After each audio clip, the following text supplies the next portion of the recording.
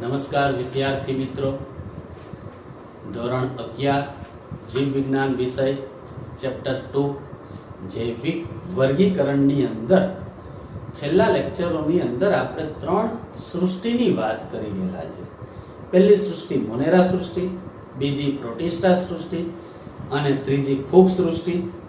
હવે RH વ્હીટેકરના વર્ગીકરણ પદ્ધતિમાં કુલ 5 સૃષ્ટિ હતી, એમાંથી 3ની આપણે ચર્ચા કરી છે, મોનેરા, પ્રોટિસ્ટા, ફૂગ. હવે 2 સૃષ્ટિ બાકી રહી, વનસ્પતિ સૃષ્ટિ અને પ્રાણી સૃષ્ટિ, જેની આપણે અહીંયા આજે ચર્ચા કરીશું. અને ત્યારબાદ જે 5 સૃષ્ટિ વર્ગીકરણ પદ્ધતિની અંદર સમાવેશ નથી કરેલા એવા સજીવોની પણ અહીંયા આપણે વાત કરવાના. વાયરસ, લાઇકેન્સ, પ્રાયોન્સ અને વિરોઇડ્સ, જેને 5 સૃષ્ટિ વર્ગીકરણ પદ્ધતિની અંદર 5 માંથી કોઈ સૃષ્ટિની અંદર એમનો સમાવેશ થયેલો નથી. તો ચાલો વિદ્યાર્થી મિત્રો આપણે શરૂઆત કરીએ. ચોથી સૃષ્ટિ વનસ્પતિ સૃષ્ટિ. વનસ્પતિ સૃષ્ટિ વિશે નોંધ લખો. આ ફરીથી આપણે ત્રીજો આખું ચેપ્ટર જે ભણવાના એ આ વનસ્પતિ સૃષ્ટિનો જ ભણવાના. અહીંયા શોર્ટમાં થોડું વાત આપણે નહીં કરી દે. અને પ્રાણી સૃષ્ટિની વાત કરવાની તો એ ચોથું ચેપ્ટર આખું ડિટેલમાં પ્રાણી સૃષ્ટિ વર્ગીકરણ ભણવાના જ છે. ચાલો વનસ્પતિ સૃષ્ટિ વિશે નોંધ લખો. તો વનસ્પતિઓ સુકોષ કેન્દ્રીય હશે, સુયોજિત કોષ કેન્દ્ર ધરાવતું હશે. હરિતદ્રવ્ય ધરાવતા સજીવો એટલે કે હરિતદ્રવ્ય ક્લોરોફિલ A, ક્લોરોફિલ B ધરાવે, એટલે કે સુકોષ કેન્દ્રીય હરિતદ્રવ્ય ધરાવતા સજીવો વનસ્પતિ સૃષ્ટિમાં સમાવેશ કરવામાં આવ્યા. કેટલીક કીટક ભક્ષી પણ કે પરોપજીવી તરીકે પણ વસવાટ કરે અને ખૂબ ઓછા આંશિક વિષમપોષી છે, બીજા ઉપર પોષણમાં આધાર રાખતા હોય. મોસ્ટ ઓફ સ્વયંપોષી જ છે. કીટ ભક્ષીની અંદર એક્ઝામ્પલની વાત કરીએ તો ડ્રોસેરા, અર્કઝવર જે કીટકોનું ભક્ષણ કરે છે. પરોપજીવી તરીકે તો કે અમરવેલ, વાંદો એટલે કે વિસ્કમ. ચાલો હવે એમાં કીટ ભક્ષીની વાત કરીએ. અર્કઝવર એનું એક્ઝામ્પલ આપેલું છે જે કીટકોનું ભક્ષણ કરે છે. વિનસનો મક્સીપાસ, ડ્રોસેરા જે એક્ઝામ્પલ, કળશપર્ણ એ એક્ઝામ્પલ કીટકોનું ભક્ષણ કરે છે. આ વનસ્પતિ કીટકોનું પણ ભક્ષણ કરે અને પોતાનો ખોરાક જાતે પણ તૈયાર કરે, સ્વયંપોષી પણ છે. વધારે નાઇટ્રોજન યુક્ત ખોરાક, પ્રોટીન બનાવવા માટે કીટકોનું ભક્ષણ કરે છે. એટલે કીટભક્ષી વનસ્પતિના 2 એક્ઝામ્પલ આપેલા છે, યાદ રાખવાના, અર્કઝવર અને વિનસનો મક્સીપાસ. પરોપજીવી તરીકે સંપૂર્ણ પરોપજીવી વનસ્પતિ એવું આવે તો અમરવેલ. અમરવેલ જે વનસ્પતિ ઉપર પીળા દોરા જેવા ભાગ લટકતા હશે, અમરવેલ છે. એ સંપૂર્ણ પરોપજીવી વનસ્પતિ ચૂસકો દ્વારા એ યજમાનમાંથી, એટલે જે વનસ્પતિ ઉપર લટકેલી હોય યજમાન, એમાંથી ચૂસકો દ્વારા એની જળવાહક અને અનુવાહક પેશી સાથે જોડાય અને ખોરાક, પાણી બધી જ વસ્તુ એ યજમાનમાંથી પ્રાપ્ત કરે. આથી સંપૂર્ણ પરોપજીવી વનસ્પતિ આવે તો અમરવેલ, અને અપૂર્ણ પરોપજીવી એવું આવે અપૂર્ણ પરોપજીવી વનસ્પતિ તો વાંદો. વંદાની વાત નથી કરતા પ્રાણીની, અહીંયા વનસ્પતિની વાત કરીએ. વાંદો જે અપૂર્ણ પરોપજીવી, ખાસ કરીને એ આંબાના વૃક્ષ ઉપર જોવા મળશે, જે પોતાનો ખોરાક તો જાતે તૈયાર કરે પણ આંબામાંથી માત્ર જલવાહક પેશીની મદદથી, ચૂસકની મદદથી, યજમાનમાંથી માત્ર પાણી અને ખનિજ તત્વોનું એ શોષણ કરે. આથી અપૂર્ણ પરોપજીવી છે. એટલે પરોપજીવી વનસ્પતિ પણ છે અમરવેલ અને વાંદો. ત્યારબાદ કોષો. હરિતકણ અને કોષ દિવાલ સુકોષ કેન્દ્રીય રચના ધરાવે. કોષો હરિતકણ ધરાવતા હશે અને કોષ દિવાલ સેલ્યુલોઝની બનેલી હશે. સુકોષ કેન્દ્રીય રચના ધરાવતા, વિવિધ પ્રકારની અંગિકાઓ ધરાવતા. કોષ દિવાલ તો કે સેલ્યુલોઝની બનેલી હોય. એક્ઝામ્પલ અહીંયા આપેલા છે લીલ, દ્વિઅંગી, ત્રિઅંગી, અનાવૃત બીજધારી, આવૃત બીજધારી. આ સૃષ્ટિમાં સમાવેશ કરવામાં આવેલો છે. જે ચેપ્ટર 3 માં આપણે વિસ્તૃતમાં લીલથી જ શરૂઆત કરવાની. લીલ, દ્વિઅંગી, ત્રિઅંગી, અનાવૃત બીજધારી અને આવૃત બીજધારી એ વનસ્પતિ સૃષ્ટિની અંદર સમાવેશ કરેલો છે. જીવન ચક્ર પણ વિસ્તૃતમાં આપણે ભણશું. બે તબક્કાઓ 2n દ્વિકીય તો કે બીજાણુજનક દ્વિકીય હોય, એકકીય સિંગલ n એકકીય જન્યુજનક એટલે બીજાણુજનક તબક્કો 2n હશે, જન્યુજનક તબક્કો એકકીય હશે સિંગલ n, બંને એકાંતરે થાય. આથી આને આપણે એકાંતર જનન તરીકે ઓળખી શકીએ. બીજાણુજનક અને જન્યુજનક તબક્કો એકાંતરે થતો હોવાથી આપણે એને એકાંતર જનન તરીકે પણ ઓળખી શકીએ. એટલે જીવન ચક્ર બે તબક્કાઓમાં પૂરું થાય, બીજાણુજનક અને જન્યુજનક. મુક્ત કે એકબીજા પર આધારિત, મુક્ત કે એકબીજા પર આધારિત આ એકકીય તથા દ્વિકીય તબક્કાઓની સમય વિધિ વનસ્પતિઓના જુદા જુદા જૂથોમાં જુદી જુદી હોય છે, અલગ અલગ હોય છે. આ ઘટનાને એકાંતર જનન કહે છે. આ ઘટનાને શું કહેવાય? એકાંતર જનન. એટલે કે મુક્ત કે એકબીજા પર આધારિત આ એકકીય સિંગલ n તથા દ્વિકીય 2n એટલે એકકીય એટલે જન્યુજનક, 2n એટલે બીજાણુજનક તબક્કાઓની સમયાવિધિ વનસ્પતિઓમાં જુદા જુદા જૂથોમાં જુદી જુદી હોય. આ ઘટનાને આપણે શું કહેશું? એકાંતર જનન તરીકે ઓળખશું. અહીંયા સુધી વનસ્પતિ સૃષ્ટિની ચર્ચા આપણે લખવાનું તમારે વિદ્યાર્થી મિત્રો પૂછાય તો ક્લિયર રાખો. ફરીથી ઝડપથી રિવિઝન કરી દે. સુકોષ કેન્દ્રીય હરિતદ્રવ્ય ધરાવતા chlorophyll A, chlorophyll B, xanthophyll, carotene જેવા રંજક દ્રવ્યો એ ધરાવે. હરિતદ્રવ્ય કીટભક્ષી પણ છે, પરોપજીવી પણ છે અને ખૂબ ઓછા આંશિક વિષમપોષી, બાકી મોસ્ટ ઓફ વનસ્પતિ સ્વયંપોષિત છે. કીટભક્ષીના એક્ઝામ્પલ યાદ રાખવાના: અર્કઝવર અને વિનસનો મક્ષીપાસ, ડ્રોસેરા કળશપર્ણ. પરોપજીવી તરીકે સંપૂર્ણ પરોપજીવી વનસ્પતિ અમરવેલ, અપૂર્ણ પરોપજીવી વનસ્પતિ વાંદો. કોષો હરિતકણ ધરાવે અને કોષ દિવાલ પણ સુકોષ કેન્દ્રીય રચના ધરાવતા સજીવો. કોષ દિવાલ સેલ્યુલોઝની બનેલી હોય. લીલ, દ્વિઅંગી, ત્રિઅંગી, અનાવૃત બીજધારી, આવૃત બીજધારી વનસ્પતિનો સમાવેશ વનસ્પતિ સૃષ્ટિની અંદર કરેલો છે. જીવન ચક્ર બે તબક્કામાંથી પસાર થાય છે. દ્વિકીય તો કે બીજાણુજનક, એકકીય તો કે જન્યુજનક, બંને એકાંતરે થાય. અહીંયા મુક્ત કે એકબીજા પર આધારિત આ એકકીય અને દ્વિકીય તબક્કાઓ સમયાવિધિ વનસ્પતિમાં જુદી જુદી હોય છે. જે આ ઘટનાને આપણે શું કહેશું? એકાંતર જનન. ક્લિયર વિદ્યાર્થી મિત્રો?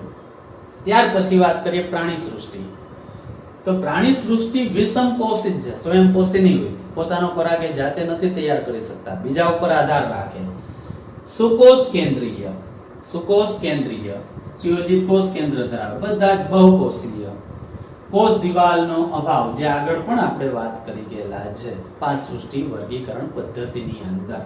પ્રત્યક્ષ કે પરોક્ષ ખોરાક માટે વનસ્પતિ ઉપર આધારિત રાખે.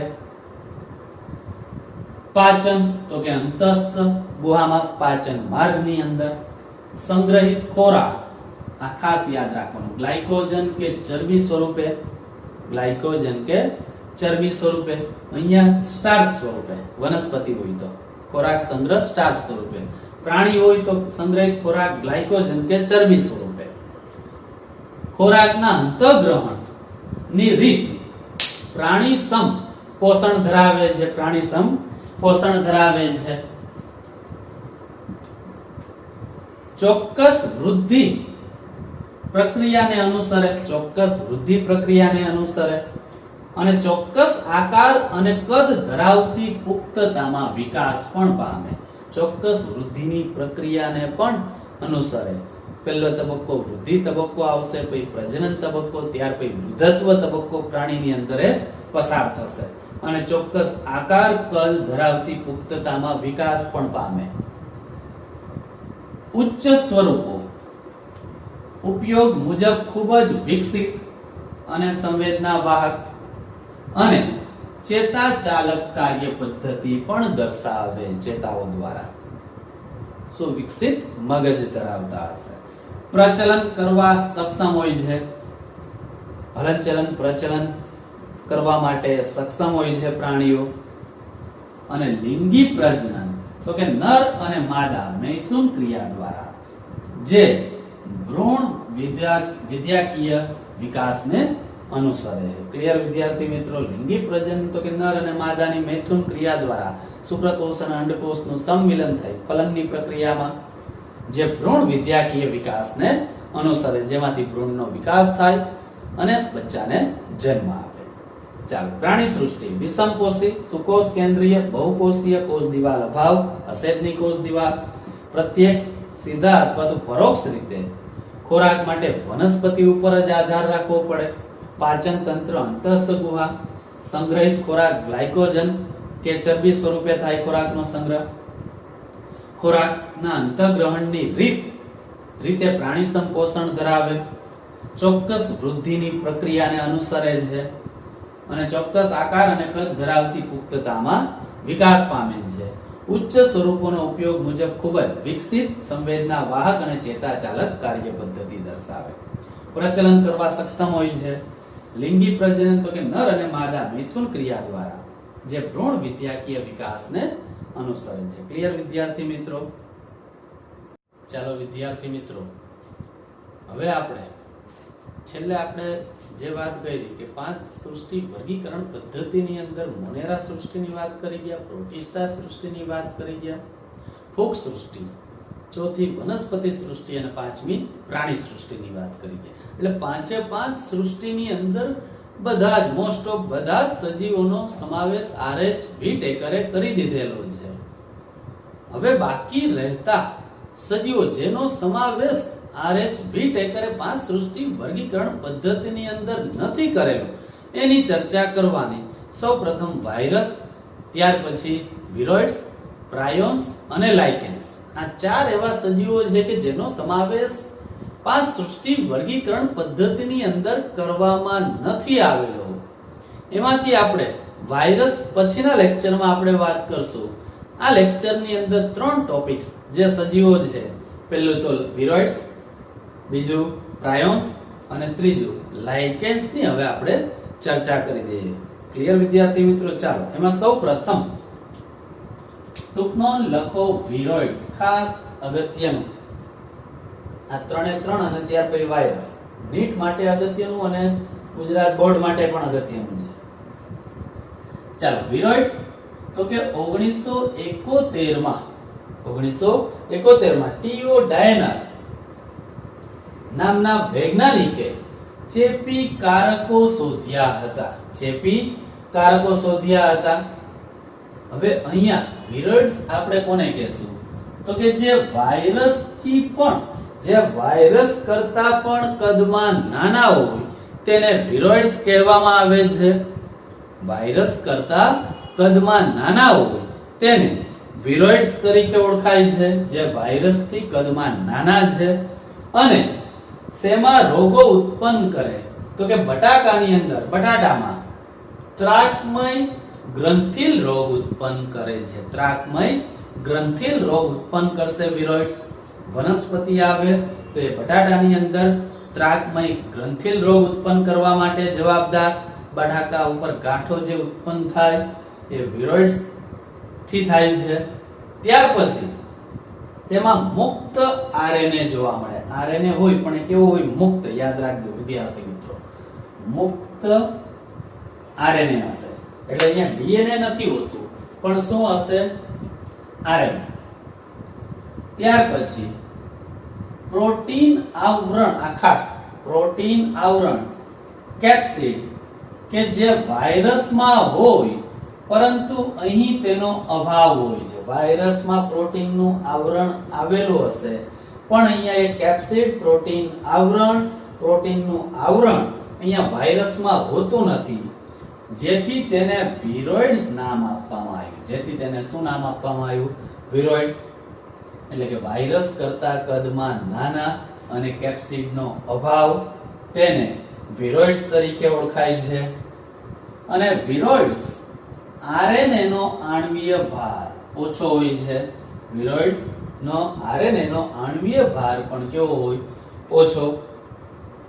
અને માનવમાં તે અલ્ઝાઇમર રોગ ઉત્પન્ન કરવા માટે જવાબદાર છે. માનવમાં અલ્ઝાઇમર રોગ, માનવ પ્રાણી આવે તો અલ્ઝાઇમર રોગ, વનસ્પતિ આવે તો બટાકામાં ત્રાકમય ગ્રંથિલ રોગ વિડોઝ ત્યાં બે રોગો થશે, માનવમાં અલ્ઝાઇમર, બટાટામાં ત્રાકમય ગ્રંથિલ રોગ, વાયરસ કરતા કદમાં નાના, કોણે સુવિધા તો કે ટીઓ ડાયનર, કઈ સાલની અંદર તો કે 1971 ની અંદર. એમાં પ્રોટીન આવરણ કેપ્સિડ જે વાયરસમાં હોય એ અહીંયા હોતું નથી, આથી એને વિરોઇડ્સ તરીકે ઓળખાય, જેમાં મુક્ત આરએનએ હશે, આરએનએ હોય પણ મુક્ત હોય, અને એનો આણ્વીય ભાર આરએનએ નો કેવો હોય, ઓછો. અને અલ્ઝાઇમર રોગની વાત કરીએ વિદ્યાર્થી મિત્રો, એ માનવમાં જોવા મળશે પણ વધતી ઉંમરે, મોટી ઉંમરના લોકોની અંદર, એટલે 65 વર્ષ પછી આ રોગ જોવા મળશે. અલ્ઝાઇમર એટલે બહુ ગંભીર રોગ નથી, પણ ભૂલવાની ટેવ, એટલે કે 65 વર્ષ પછી વ્યક્તિ ભૂલવાની ક્ષમતા, એટલે કે ભૂલી જાય કોઈ પણ વસ્તુ, તો એ અલ્ઝાઇમર જવાબદાર હોય. ખાસ કરીને મગજની અંદર એનો ભરાવો થશે, માનવની અંદર અલ્ઝાઇમર રોગ. ક્લિયર વિદ્યાર્થી મિત્રો? ચાલો, આ વાત કરી આપણે વિરોઇડ્સની. ત્યારબાદ બીજું પ્રાયોન્સ વિશે નોંધ લખો. આ પણ ખાસ અગત્યનું, પ્રાયોન્સ, એનો સમાવેશ પણ 5 સૃષ્ટિ વર્ગીકરણ પદ્ધતિની અંદર આરએચ વિટેકરે કરેલો નથી. ચાલો, હવે આધુનિક અત્યારે ઔષધિકીમાં ચોક્કસ ચેપ ધરાવતા ચેતાકીય રોગો જે અસામાન્ય રીતે ગળીમય પ્રોટીન થી બનેલા વાહક દ્વારા ફેલાતો જોવા મળે છે. એટલે કે આધુનિક ઔષધીમાં ચોક્કસ ચેપ ધરાવતા ચેતાકીય રોગો જે અસામાન્ય રીતે ગળીમય પ્રોટીન થી બનેલા વાહક દ્વારા ફેલાતો જોવા મળે છે. આ વાહક વાયરસ જેટલું જ કદ ધરાવતો હોય છે, હતો, જેને પ્રાયોન્સ તરીકે ઓળખવામાં આવે છે. જેને અત્યારે શેના તરીકે ઓળખવામાં આવે? પ્રાયોન્સ તરીકે. જેમાં ચેતાકીય રોગો જે અસામાન્ય રીતે ગળીમય પ્રોટીનથી થતા હોય, તો એ વાહકને નામ આપવામાં આવ્યું, વાયરસ જેટલું જ કદ ધરાવતો હતો તો એનું નામ શું આપવામાં આવ્યું? પ્રાયોન્સ. ચાલો, હવે આ અહીંયા ખાસ બ્રોવાઇન સ્પોન્જીફોર્મ એન્સેફેલોપેથી BSE નું પૂરું નામ. એ પ્રાયોન્સ દ્વારા થતો સૌથી નોંધપાત્ર રોગ છે. બ્રોવાઇન સ્પોન્જીફોર્મ એન્સેફેલોપેથી BSE એ પ્રાયોન્સ દ્વારા થતા સૌથી નોંધપાત્ર રોગ, જેની અંદર પશુઓમાં આ BSE થી કયા રોગ થાય? તો પશુઓની અંદર મેડ કાવ ડિસીઝ રોગ થશે, પ્રાણીઓની અંદર પશુઓમાં, અને માનવની અંદર CR જેકોબ ડિસીઝ રોગ થશે. CR Jacob disease. એટલે આ બે રોગ યાદ રાખવાના. પશુઓમાં મેડ કાવ ડિસીઝ તો કે પ્રાયન્સ દ્વારા જ થાય, માનવમાં CR જેકોબ ડિસીઝ. અહીંયા CR જેકોબ ડિસીઝ એવું આવે તો પણ એ સાચું. CR જેકોબ ડિસીઝ રોગ માનવમાં તો કે BSE દ્વારા, એટલે કે પ્રાયોન્સ દ્વારા થાય. BSE નું પૂરું નામ યાદ રાખવાનું, બ્રોવાઇન સ્પોન્જીફોર્મ એન્સેફેલોપેથી. ક્લિયર વિદ્યાર્થી મિત્રો? પ્રાયોન્સ. ચાલો, ત્યારબાદ ત્રીજું, જેનો સમાવેશ RH વિટેકરે 5 સૃષ્ટિ વર્ગીકરણ પદ્ધતિની અંદર કરેલો નથી, લાઇકેન્સ વિશે આપણે વાત કરવાની. ચાલો, લાઇકેન તો કે સહજીવી સહવાસ છે, સહજીવન ગુજારતો સજીવ, પરસ્પરતાનું ઉદાહરણ છે. સહજીવી, પરસ્પરતા પણ યાદ રાખવાનું. લાઇકેન્સ એટલે પરસ્પરતાનું ઉદાહરણ. હવે ત્યાં નિશાની આવે લીલ અને ફૂગ, તો પ્લસ પ્લસ યાદ રાખવાનું. બંનેને પરસ્પરતાની સહજીવનની અંદર બંનેને ફાયદો હોય તો એ પ્લસ પ્લસ નિશાની આવશે. એટલે કે અહીંયા લીલ અને ફૂગ, લીલના ઘટકો અને ફૂગના ઘટકો વચ્ચે ઉપયોગી સહજીવી સંબંધને લાઇકેન્સ તરીકે ઓળખવામાં આવે. હવે લાઇકેન્સ ની અંદર લીલ પણ હશે ને ફૂગ પણ હશે. લીલ અને ફૂગ વચ્ચેના સહજીવી સંબંધને આપણે શું કહેશું? લાઇકેન્સ. ચાલો, હવે લીલના ઘટક જે હશે, લીલના ઘટકોને ફાઇકોબાયોન્ટ્સ કહેવામાં આવે, ફૂગના ઘટકોને માઇકોબાયોન્ટ્સ કહેવામાં આવે, હવે આ યાદ રાખજો, લીલના જે લાઇકેન્સ ની અંદર લીલના જે ઘટકો હોય એને ફાઇકોબાયોન્ટ્સ તરીકે ઓળખાય. ફૂગના ઘટકો જે હશે લાઇકેન્સ ની અંદર એ માઇકોબાયોન્ટ તરીકે ઓળખાય. લીલના ઘટકો એ સ્વયંપોષી છે. કેમ? તો કે લીલ હરિતદ્રવ્ય ક્લોરોફિલ રંજક દ્રવ્યો ધરાવે છે, એટલે સૂર્યપ્રકાશની હાજરીમાં એ પોતાનો ખોરાક જાતે તૈયાર કરશે, એટલે સ્વયંપોષી. એટલે લીલના ઘટકો કેવા હશે? સ્વયંપોષી, જે ફાઇકોબાયોન્ટ તરીકે ઓળખાય. ફૂગના ઘટકો માઇકોબાયોન્ટ એટલે કે વિષમપોષી, પોતાનો ખોરાક જાતે તૈયાર કરી શકતા નથી, એમને લીલ ઉપર આધાર રાખવો પડે. કોની ઉપર આધાર રાખવો પડે ખોરાક માટે? લીલ ઉપર, એટલે વિષમપોષી છે. હવે આ લીલના ઘટકો ફાઇકોબાયોન્ટ્સ જે છે એ ખોરાક તૈયાર કરે, બંને વચ્ચેનું સહજીવન જે છે એમાંથી લીલનું કાર્ય શું? તો કે સૂર્યપ્રકાશની મદદથી ખોરાક તૈયાર કરવાનો. એ ખોરાક કોને પૂરો પાડે? ફૂગને. તો ફૂગનું શું કાર્ય? ફૂગ શું કરે? આશ્રય એટલે વસવાટ આપે લીલને. શોષિત પોષક દ્રવ્યો ભૂમિમાંથી શોષણ કરીને આપે અને પાણી પણ પૂરું પાડે, એટલે પાણીનું પણ શોષણ કરીને લીલને પૂરું પાડે. એટલે બંને એકબીજાની જરૂરિયાત છે. લીલનું કાર્ય ત્યાં શું છે? ખોરાક બનાવવાનું. ફૂગનું કાર્ય ત્યાં શું છે? વસવાટ આપે, પોષક દ્રવ્યોનું શોષણ કરે, પાણીનું પણ શોષણ કરે, જે લીલને આપે. એટલે લીલને ફૂગની જરૂરિયાત છે, ફૂગને લીલની જરૂરિયાત, એવા સહજીવનને આપણે શું કહેશું? લાઇકેન્સ. ક્લિયર વિદ્યાર્થી મિત્રો? લીલના ઘટકોને શું કહેવાય? નીટમાં એમસીક્યુ ખાસ યાદ રાખવાનું, ફાઇકોબાયોન્ટ. ફૂગના ઘટકોને માઇકોબાયોન્ટ. લીલના ઘટકો સ્વયંપોષી, ફૂગના ઘટકો વિષમપોષી. લીલના ઘટકનું ત્યાં કાર્ય શું? તો કે ખોરાક તૈયાર કરે.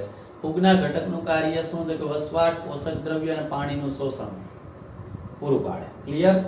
હવે આવા ગાઢ સંગઠન જ છે, ગાઢ સંગઠન છે, આ બંને વચ્ચેનું ગાઢ સંગઠન છે લીલ અને ફૂગ વચ્ચેનું, જે લાઇકેનને જોતા કલ્પના પણ ન કરી શકીએ કે આ બે ભિન્ન પ્રકારના સજીવો એમાં સંકળાય. બે ભિન્ન પ્રકારના સજીવો છે, લીલ અને ફૂગ, બંને ભિન્ન પ્રકારના સજીવો હોવા છતાં બંને એકબીજા સાથે વસવાટ કરે, અને બંને એકબીજા સાથે જે વસવાટ કરે એને નામ આપવામાં આવ્યું લાઇકેન્સ.